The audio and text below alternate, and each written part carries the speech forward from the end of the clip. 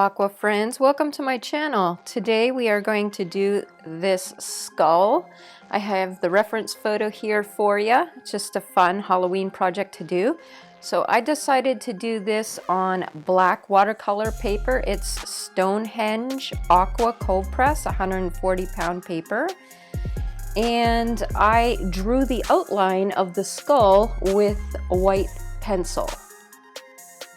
And now I'm just using one color. I'm using Dr. Martin's opaque white watercolor. So the first thing is wetting the skull. So I'm going to wet the entire skull before I drop in my white. So I'm leaving the nose and eye sockets, as you can see, because I don't want any white to get into those areas.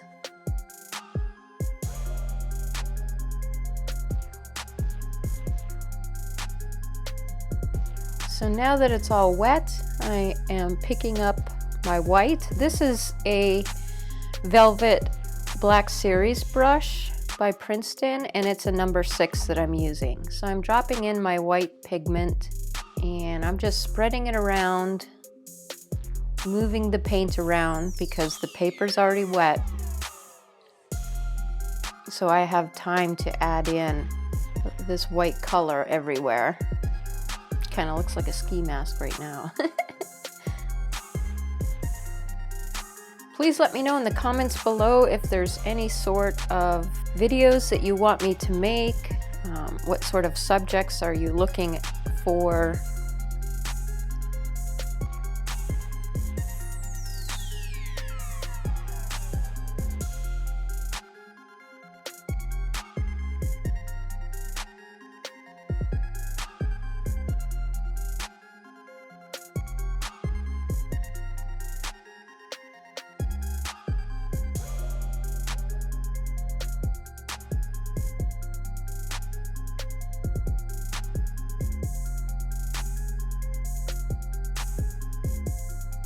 I'm trying to just get a smooth layer. Now I'm picking up paint so that I could get these dips and shadows in his skull. So I'm taking my time and I'm just pulling. I'm taking a damp brush and I'm just pulling that paint off. And see how much more three-dimensional it looks just by doing that?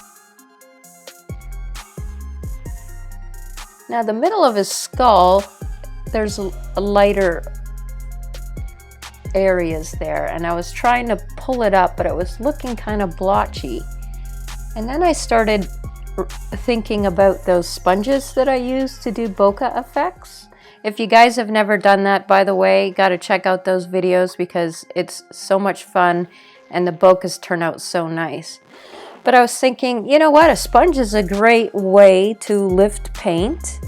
It might be a little bit more gentle than the brush, and I might get a smoother effect. And you know what, I am so glad that I did because I really like the way the sponge lifted the paint.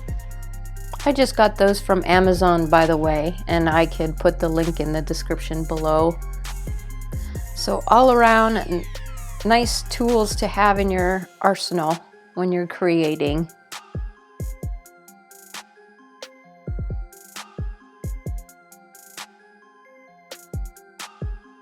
Now this is a one-layer painting pretty much, so I have to be very careful I don't create a bloom because now the paper is drying and I'm still painting.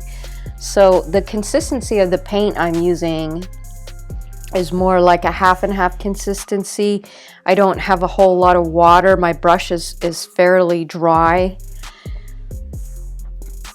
If it was sopping wet at this point in time, it would create a bloom, and then it would, you know, well, for some people they might like that effect. It might look kind of cool, but I was trying to get a nice smooth transitions here, so I don't want any blooms.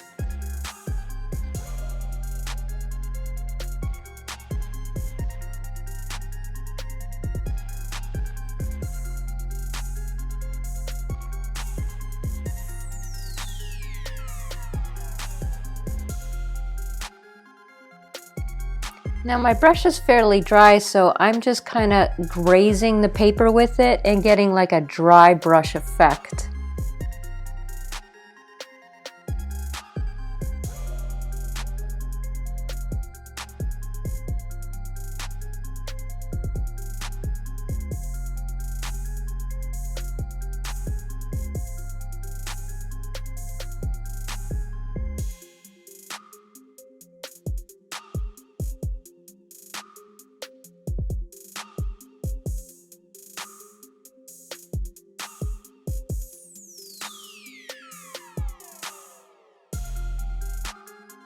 My favorite time to get painting done is first thing in the morning.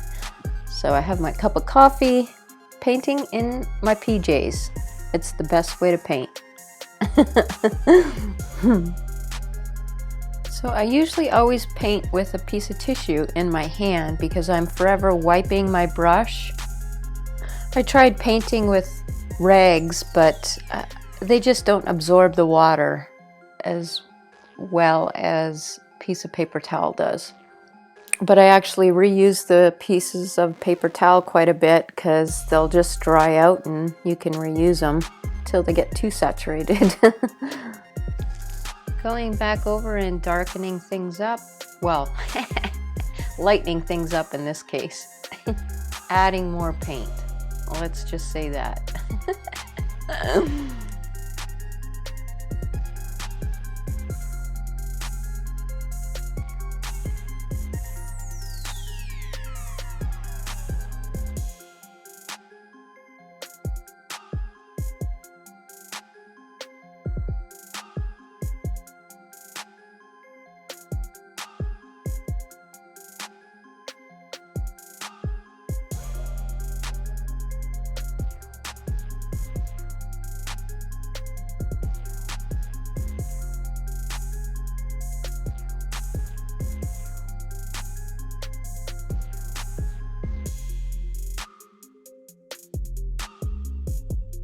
Coming up that side, I'm just using a very dry brush, barely touching the paper to get those highlights in and a dry brushing effect for the texture of the skull, the bone.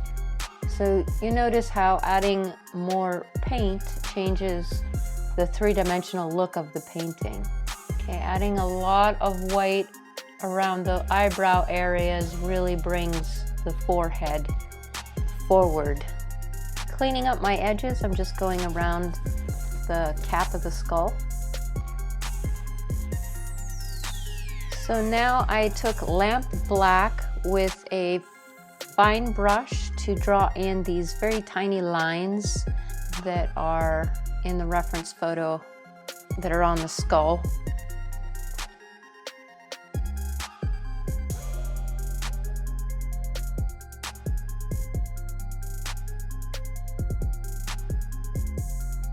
So where I need to push something back in the background, I'm lifting paint off. And that's how I'm getting these three-dimensional look to it.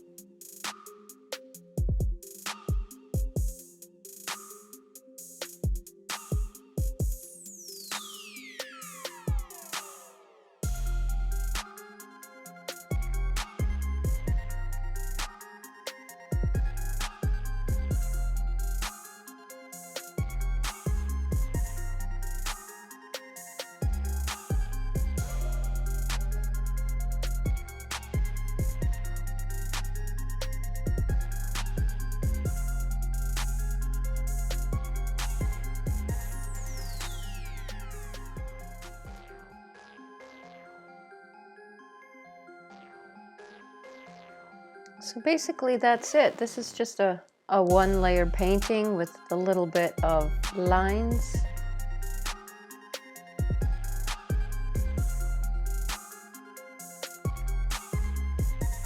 So to take this a step further, I thought about the plastic wrap trick, and I thought it would make a really cool looking background. So I am just taking a brush and wetting the background. My water is extremely dirty, but that's okay because we're gonna add some more white onto the wet paper. And while it's wet, we are gonna start dropping in the wet paint. Just random lines, I don't want it extremely bright. I'm not putting it on thick. So for visual interest, I have it a little heavier on the paint in that one side, and the impressions from the plastic wrap will be more defined where the paint is heavier. So that has to dry for a good half hour before you lift up the plastic wrap.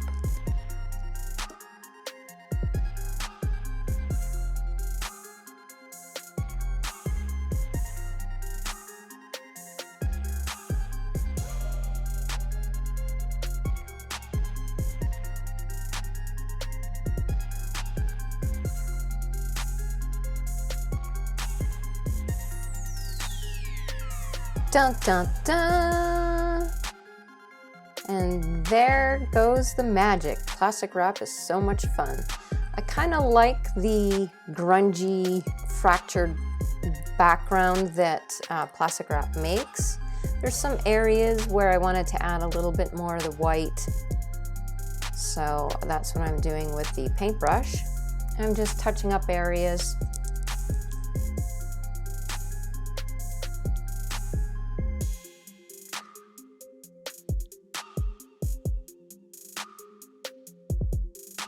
I'm switching to the smaller brush that doesn't hold a lot of water.